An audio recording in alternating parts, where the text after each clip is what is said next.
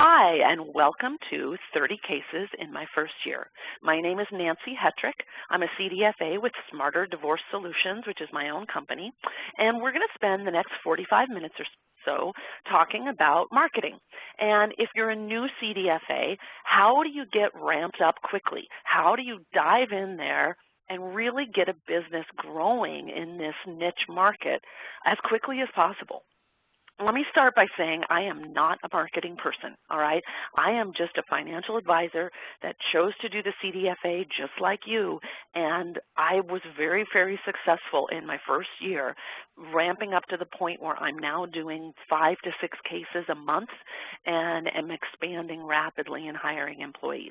So my hope is that I can share some of the things that I did with you, and you'll be able to pick out 1 or 2 nuggets that will best make sense for your practice. Just a little background on me.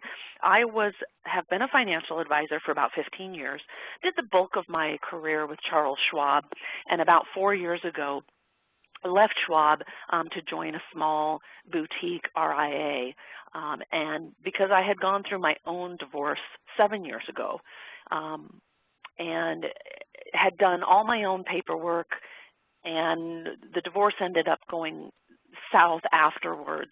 We were very cooperative at the time of the divorce, and about 30 days later, my ex-husband shifted from guilt to anger and has been angry with me ever since. And I ended up back in court 3 times, spent over $12,000 in attorney's fees, had my credit record destroyed because he didn't refinance properties, et cetera, et cetera. And so when I learned about the CDFA, I knew it was something I really wanted to pursue, and it was something I felt really passionate about, helping other people not make the same mistakes that I had made. And so when I did join an RIA about 4 years ago, I immediately pursued it and then started my own company on the side. And like many of you, I'm still a full-service financial advisor as well as doing this work as well. So in the next 45 minutes, we're going to cover several areas. Number 1 is networking. Number 2 is maybe the best kept secret is volunteering. How to take a volunteer assignment and turn it into new business for you. We're going to talk about the internet and the plethora of tools and free advertising that's available to a small business owner. We're going to talk about educational marketing, online referral sites and how to get your name out there. If you are going to niche market to attorneys, you're going to want to have sample work product available.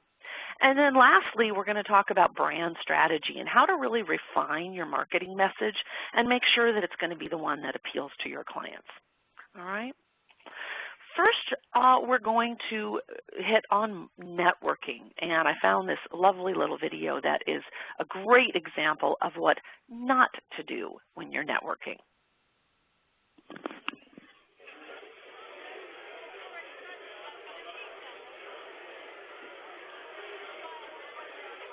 Hello there, Roger Metcalf. How are you, Beryl? Actually, it's Betty. Yes, of course. Having a good time, are you? Oh, yes, meeting lots of interesting people. I've spoken to dozens of people today, I can tell you, and given out lots of cards, in fact, yes. So tell me, Barbara, what do you do then? Actually, it's Betty. Yes. I'm a marketing executive, you know, working a lot with blue chip companies at the moment and making quite an impression in the States, I can tell you. Yes. That sounds very interesting. Yes, it is. I'm in marketing too. Well, that's marvelous, Beryl. I'm sure my business could help you. Yes, in fact, we're helping so many businesses at the moment, you can't afford to miss out. Look, let me give you my card. Oh. Give me a call sometime, and I'm sure we can do business. Actually, could I give you my card? Oh, yes, of course. Thank you. Yes, you know, if you're spending money on marketing, Beryl, then I'm your man. Well, it sounds very interesting, this marketing. So tell me, what exactly is that it? guy over there, a multi-million-pound player, I can tell you. Have to give him my card. Nice meeting you too. I've always been a big fan of British humor, so when I saw that, I couldn't resist. So I'm sure you've been to networking events and met people that are like that, and you certainly do not want to be one of them. So, networking is a lot more than just showing up and introducing yourself to people.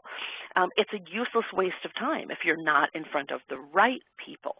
So there's an advantage in our business in that, everyone knows someone getting a divorce, right? So you can literally network just about anywhere. But first and foremost, you have to decide who are your clients. Okay, are you going to work primarily with individuals who use you as their only professional? Or are you going to work primarily with attorneys as an attorney's consultant? Do you want to partner with mediators? What is your niche going to be within this market? The tighter you niche, the more successful you're going to be.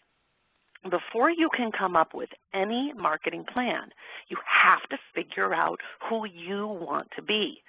So if you're not sure, then just pick one. Once you've done some of that work, you're going to know if it's the right fit or not. When I first started out, I thought I was going to work with attorneys and be focused mostly on litigation. And it was just coincidental, but in the first month that I really got business, I got about 5 cases, and I got 2 that were litigation, and the other 3 were not. Well, the 2 that were litigated, both of them actually went all the way to trial where I did the expert witness testimony, and I hated it. I hated it. The whole litigation process for me was just so detrimental to the divorce process. I watched it turn people who were reasonably cooperative at the beginning into horrible enemies by the end. And I just decided it was not something that I wanted to be part of. So for me then I said, okay, well, I think I'm going to target mediators. And that was better, and it did work better. And so what was interesting is because I was going to work with mediators primarily, I went ahead and did the 40-hour basic mediation training so that I could understand the process. Well, then, the universe in its ever amazing sense of humor starts sending me couples. Well, I had no intentions of actually being a mediator, but what started showing up in my office was couples who were being so cooperative that they didn't want to waste money on attorneys. They really didn't even need mediation. They just needed someone to help them make sure they weren't going to mess up the finances. And so that kind of has become my niche market. I did a little research in here in my local area, which is Phoenix, Arizona. 72% of divorces are self-filed and unrepresented, and that is my market. And so that's kind of where my niche became. So then the next part of that is, okay, who are your clients? Who do they know? What's important to them? What are they interested in, and how do you get in front of them? So you want to think about your demographic. For me, I really honed it down very, very specifically to mostly women, because I find that they come to me first, 45 to 65, with a net worth of 1 to 2 million, and average annual income for the couple of 150,000 or more. That really was my market. So then I started researching, what different networking groups were available. Where are those people? What is important to them? What are they interested in? Are they into charity? Are they into golfing? Are they into wine tastings? And that's how you're going to figure out how to get in front of the people that you want to get in front of. Now, on the flip side, if you decide that your niche is going to be as an attorney consultant, then that changes who you're going to get in front of. But you'll have to do some research in your own area to find out, where do I get in front of those attorneys? Is it the local family law section of the bar? That was a real challenge for me because in Phoenix, in Arizona, they do not allow affiliate members of the bar. So they kind of lock you out and don't let you come in. So you do have to do a little work on your end to figure out, where is the right place for you to network, okay? Once you know who you're going to get in front of, now you got to know what to say once you do. There's tons of information out there about crafting the perfect elevator pitch. But let me tell you one thing I learned in my first year. People do not care what you do. They only care what you can do for them, all right? So again, think about your target market. What is it that you're going to do for them? Why do they want to give you their hard-earned money? For me, I actually had trouble with this. For the first 6 months, was giving an elevator pitch about what I did. And then what finally helped me was I talked to my clients, and I asked them, what did I provide for them? What was it that they found valuable? And I heard some really consistent things. They all said that I took their fear away, that when they came to me, they were really, really afraid, and I helped that to disappear. They said I helped them feel safe, and I took away their uncertainty. Bam, brand new tagline. So if you're targeting attorneys, what will they say after they've worked with you? Did you provide the details that enabled them to prevent a solid case? Did you uncover financial details that otherwise would have been missed? Did you help their clients prepare a clean financial affidavit so that there were no last-minute surprises? When you introduce yourself, let people know what they are ultimately going to be thankful for, not what you do. I'll give you an example. Let me share with you basically the beginnings of my pitch. So I always start by saying, my name is Nancy Hetrick, and I provide couples and individuals with a kinder, gentler, more affordable divorce. And the minute I say that sentence, everyone in the room goes, oh, because that's new, right? They've never heard that before. Then I go on to talk more about, who I am and what I do. If I get their attention up front with what am I going to provide you? And that has been very, very effective. So when you're thinking about how to introduce yourself, if you're working with attorneys, think about what's in it for them, and that will get their attention a lot more quickly than I'm a financial advisor that specializes in divorce, okay? So next, let's talk about volunteering. So this was actually what launched my early success. We have an organization here in Phoenix called Fresh Start Women's Foundation, and I don't think it's that unusual or unique. I think there's one of these in most large metropolitan areas, not Fresh Start, but by some other name. This is an organization that specializes in free legal resources to women, and a huge part of what they do is transition assistance, teaching these women how to file the right paperwork in court, teaching them what they're entitled to by law, and helping them to get back into the job market and do resumes and all of those kinds of things. So I volunteered for this organization and started doing one-on-one divorce financialing sessions, 1 hour at a time. And I went in, 4 hours. I want to say it was twice a month at first. So I took 4 hours on a Wednesday morning and went down to the organization, and then they scheduled appointments with me. And one of the mistakes that a lot of people make is thinking that these nonprofit organizations only attract a low-dollar demographic. That's just not the case. I got my 2 largest cases through this women's assistance program. And so don't think that these nonprofits only cater to low-income folks. So check out your local community. Find the free legal resource centers, women's assistance groups, things like that where you might be able to go in as a volunteer and get some exposure. And the other thing I did with this women's group is I used the marketing presentation that you can actually purchase from the CDFA. It's the 10 financial mistakes to avoid in divorce, something like that. And I did that workshop once a month in the evening, and got 2 clients through that. And so it was very, very effective. Now, when it comes to volunteering, though, think outside the box on how to get in front of your market, because you don't have to necessarily speak on divorce.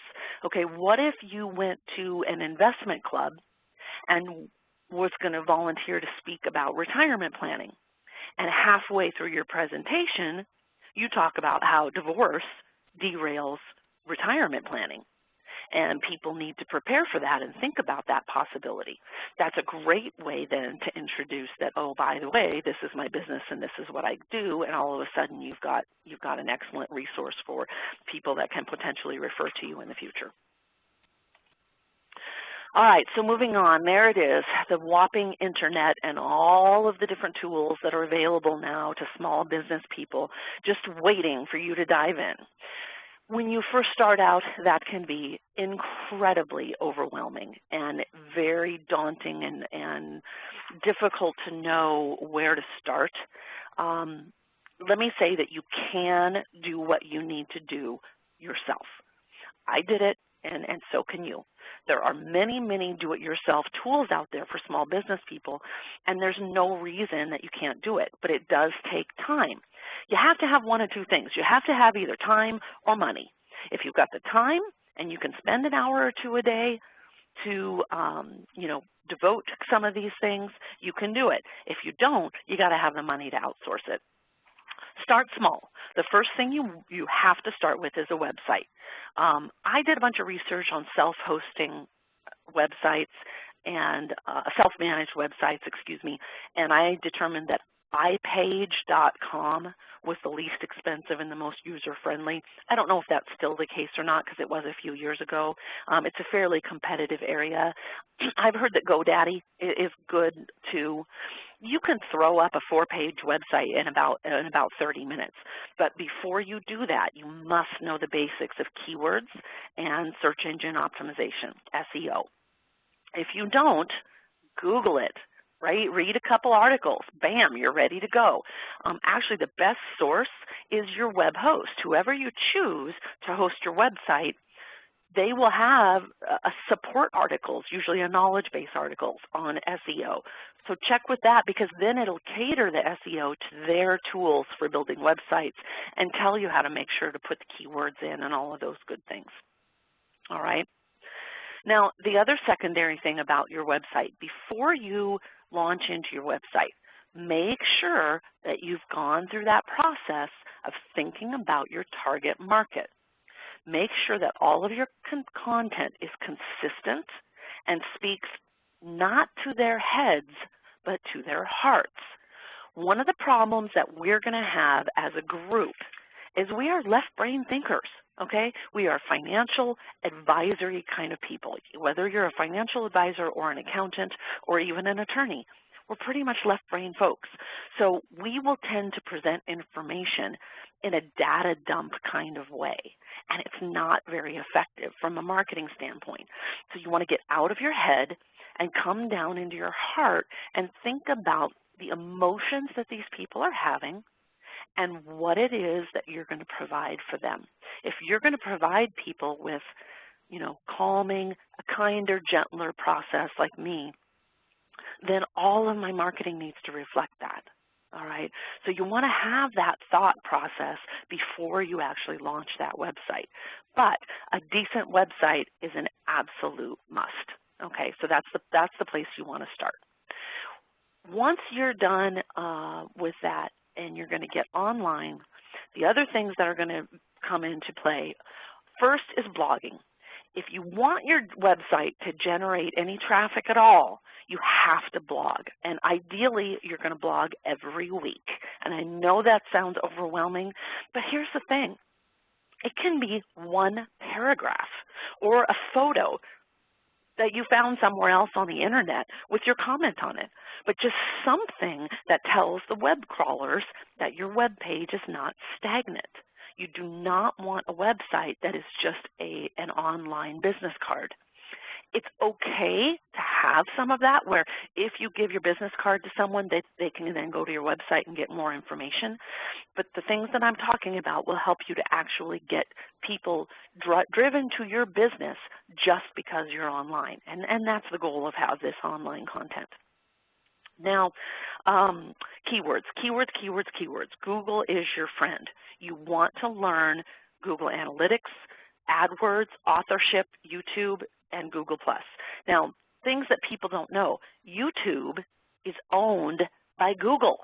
So if you post videos on a YouTube channel, they are instantly indexed by Google. And if you put the right search words in there, that will often drive you more traffic than your actual website. So use that a lot. You'll hear a lot of people say that Google Plus is a waste of time, nobody's on it. Wrong. If for no other reason, again, the minute you post something on Google Plus, it is indexed every single word by Google. Facebook is not. And so content will get you that Google results that you're looking for. Let's talk a little bit about social media. So one thing I learned, first of all, about Facebook. So, I put up this great Facebook business page, and I was very active on it, but I just didn't get anybody liking it. And I really kind of was clueless as to why, until one of my clients said, oh, I can't like your business page. My husband doesn't know I'm getting a divorce yet. I don't want your content showing up in my stream. Well, duh. So think about that. If you have people thinking about divorce, they are not going to like your business page and then advertise to all of their friends and family that they're looking into divorce information. So I'm not saying don't do a Facebook business page, but don't be surprised if you don't get a lot of likes. There might actually be a lot of background traffic going on in your page, and you just can't see it. So keep that in mind. When it comes to social media, the most success that I had was with LinkedIn. LinkedIn, if you don't, I know you all know about LinkedIn as kind of a professional networking place, but what most people don't understand is how to use LinkedIn to get in front of your clients. Okay, so I'm going to use my own example, and then you can digest what will work for you. So with me, wanting to target individuals, okay, where are those individuals? Well, I told you I want 45 to 65. So who are those? Those are baby boomers. So one of the first things I did is I joined the group that's called Boomer Nation. That's where my clients are. I joined every group that was for business women business owners. There's a Forbes Women, Women 2.0, Women Entrepreneurs.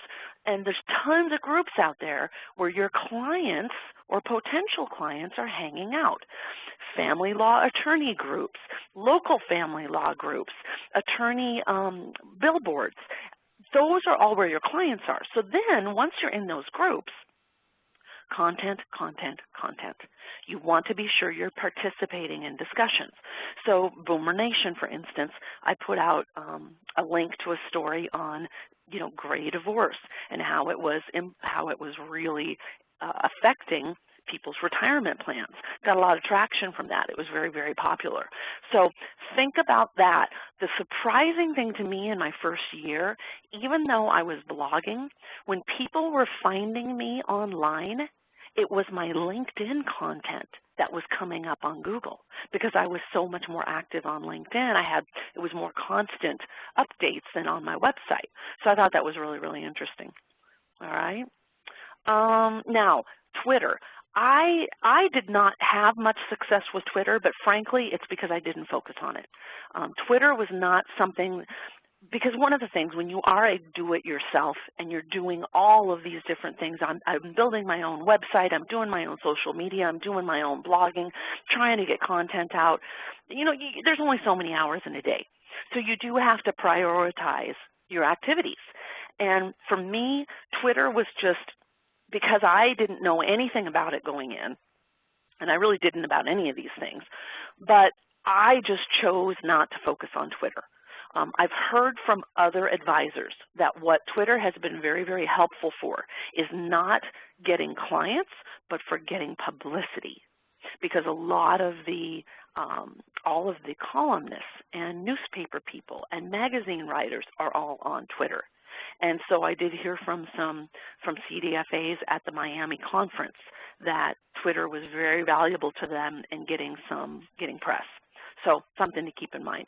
You just really have to figure out for yourself, where you want to dedicate your energies.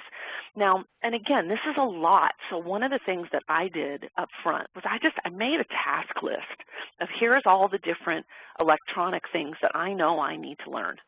And then as I'm working throughout the week, I'd find myself with a free hour, and I would just go to the list, saying, okay, so Google Analytics, Google it. Go to YouTube. There's courses everywhere online to teach you all of this stuff, and all of it is absolutely free. So you just start pecking it off one by one, and before you know it, you get to the end of your first year, and all of a sudden now everybody's coming to you for advice because you know what you're doing. So you can do it. Okay, one of the other things I leveraged was what's called educational marketing. Now, educational marketing is a nice way to say paid advertising that is presented like an informative article or interview, but you paid good money to get it. So this includes articles like the one that I did for Attorney at Law, as well as interviews or even TV shows. So let me show you an example of the educational marketing piece that I did. So this was published in Attorney at Law magazine. And so I titled Divorce Settlements and Executive Compensation. And so it does talk about stock options, restricted stock. Here, let me do this for you so you can kind of see it. Most common types of so the idea here is to educate attorneys about these different types of executive compensation, but notice I pepper in things like this. The calculations are ugly, and trust me, you just want to bring in a CDFA or other expert to have it done right. Again, restricted stock, another job for a CDFA. Oh, and by the way, Nancy Hetrick is a CDFA. So you get the picture. But I will tell you, I had a lot of success with these. I wrote quarterly. So I did 4 articles in 1 year, and I think I got probably 4 different attorney contacts. Now, had I been really assertive, if this was the market I was going to target, then I would have had these articles reprinted, and I would have mailed them to all the family law attorneys in my area, and then I would have followed up with a phone call and asked to go visit their offices. It was very quick for me that I decided that I really didn't want to focus on this area, and so I didn't do that. But that's an idea. You can do something like this in your market. Again, you have reprints made, you do a mailing out to their offices, then you follow up with their assistants and see if you can schedule 10 minutes to go in and bring in your work product. The beauty of this business is if you're going to work with attorneys, you only need 2 or 3. If you get 2 or 3 attorneys that use you every time they need a CDFA, you pretty much have a practice that's booming. So it's pretty nice. Now, to give you an idea on cost, I paid $1,000 for each one of these articles. So it's not cheap, but talk about getting in front of your target market. I mean, that's pretty effective. So consider that as a possibility. Radio shows, if you haven't been targeted yet, you will be. I was someone who was naive enough to think that, gosh, when you listen to the radio and they interview these great people, I thought it was just because they had something interesting to talk about. Yeah, silly me. Radio is all about selling time. All right, so if you haven't been contacted yet, once you start marketing yourself as a CDFA, these people will find you. A lot of them from like Blog Talk Radio, and they will call you and say, oh, we found your website and we're so interested in what you do, and we think you would be a perfect guest on this wonderful radio show. And they string you along until the very end, and then they let you know, oh, by the way, that's going to cost you $500. So just know that up front. Save yourself a lot of time if you're not interested in doing radio. Cut them off at the chase because it will cost you money, I guarantee it. Occasionally you can find some small radio people that need to fill a spot because, they failed to sell time and it's 2 days before the show's going to air. And so sometimes you can get some free stuff. And so that's a good way. But what happens though is if you go on a radio show and pay for the spot, that's the person who's then going to call you when they're in a bind and let you come on for free. So that can work out really well. Also, there's local TV shows that work the same way. Here in the Phoenix market, there's a Saturday morning show that's called Sonora and Living. and it's a little more expensive. It's like $1,200 to go on for a 15-minute interview, but that might be something else. If you're interested in getting in front of your market on kind of a broader capacity, that could be something that you would want to check into. All right, online referral sites. Let me tell you, it's catching on now. Divorce is big business, and there are websites popping up all over that are listing different divorce professionals. This is a list of just a few that I am listed on. I found one that is just a really, really good exposure that you may not have thought of, and that is the mediator websites. But you don't list yourself as a mediator. You come up with a listing. In fact, you know what? I should have brought mine in. But if you go to mediate.com and search for me, Nancy Hetrick. So I go on and say, you know, are you looking for someone who can help you craft the right settlement? Are you cooperative enough that you don't need to waste a lot of money on attorneys or mediators? Let me help you craft the right settlement, you know, language like that. So I basically put out an ad that said, hey, I'm another alternative to a mediator or an attorney, and I have gotten so many clients from mediate.com and the different mediation websites. So it's just a thought on how you can get out there. For those of you that are going to target attorneys, you know, that's going to be a different groups of sites that you might want to look into. I know I've heard other CDFAs that have a lot of success networking with the paralegals, because the paralegals are there in the offices as the assistants, and they have a lot of impact over the attorneys. So that's something to think about. But you know, a little bit of research. Most of these listings that I've posted on this page are free, and there's tons of free ones. And what happens is the more your name is scattered across the internet, the better your search results are going to be. One thing that another member pointed out when I was in Miami at the conference was make sure that every single listing is exactly the same, each character. Make sure that if there's a period after avenue in one listing, there's a period after avenue in another listing, because that's how Google knows that it is in fact all the same person on each one of those sites, and that will improve then your search engine results. All right? If you're going to market to attorneys, it's going to be critical that you have sample work product.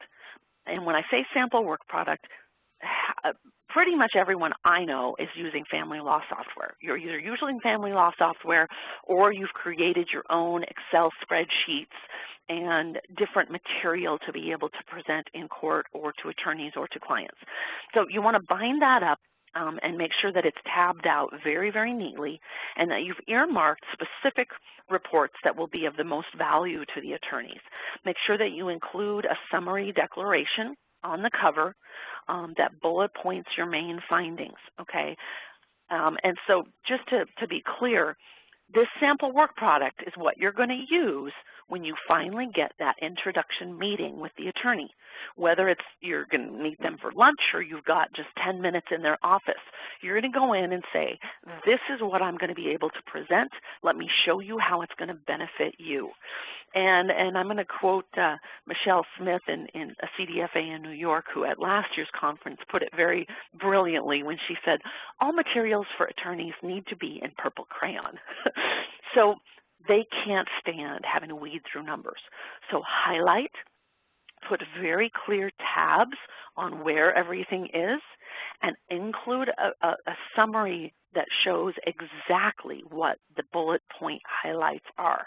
You want to make sure you're focusing on what's in it for them. Again, they don't care what you do.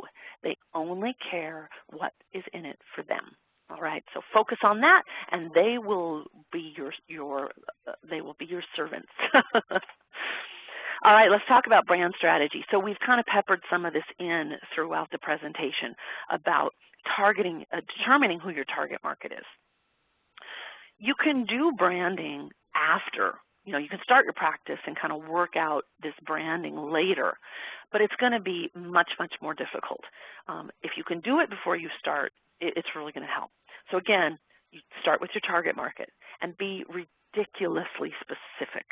This will determine the focus of your business and all of the messaging, all of the designing, all of the graphics that will feed from that. When you're coming up with this niche and who is your target market, what part of your work do you love? Is it the people? Is it the detective work? Is it the networking and marketing? Figure out where your passion is and outsource the rest as soon as possible. Starting out, you probably won't be able to, but one of the things that I realized is after about 6 months, I was holding myself back because I was doing a bunch of things that I wasn't any good at. And so if I started outsourcing those, allowing me to then spend my time on what I was good at, now my growth engine started ramping up. And let me tell you, it is scary as heck to pay those first people when you don't really have the business yet to justify the spending. I'll tell you what, when I started that, I embraced a mantra and I repeat it at least once a day, and it is feel the fear and do it anyway. Do not let fear stand in your way. When you are on the right track, you will feel it. And if you know that outsourcing some marketing is going to free you up to go generate some business, then it's time to do it. All right. Study your competitors. Okay, look at your market. Who else in your market is doing something similar or the same as you? And think about how are you going to differentiate yourself? You want to figure out what is it that you're doing that they're not. And everybody's got something, and that's the beauty of this business is, you have something about you that is different than other people. Figure out what that is and really market it and make yourself differentiated from the rest. And again, I'll repeat from earlier in the presentation, craft your marketing messages focusing on what the client is looking for, not what you do. They don't care what you do. They only want to hear what you can do for them. All right, so that is my content. I hope that you found it very helpful. Because we don't have an opportunity on the recorded session to do questions and answers, I encourage you to email me at this email address, nancy@smarterdivorcesolutions.com, with questions. I would be happy to answer your questions. I also provided at the conference a sample of the summary declaration that I provide to attorneys. If you'd like a copy of that, you're welcome to email me and I would be happy to provide it. I'm also going to be offering a mentoring group later this year, September, October, where I will be doing a 12-week program with CDFAs to help kind of guide them on this startup process. If that's something you're interested in, let me know. I've enjoyed this session greatly, and if there's anything I can ever do to be of service, don't hesitate to let me know. Thank you very much.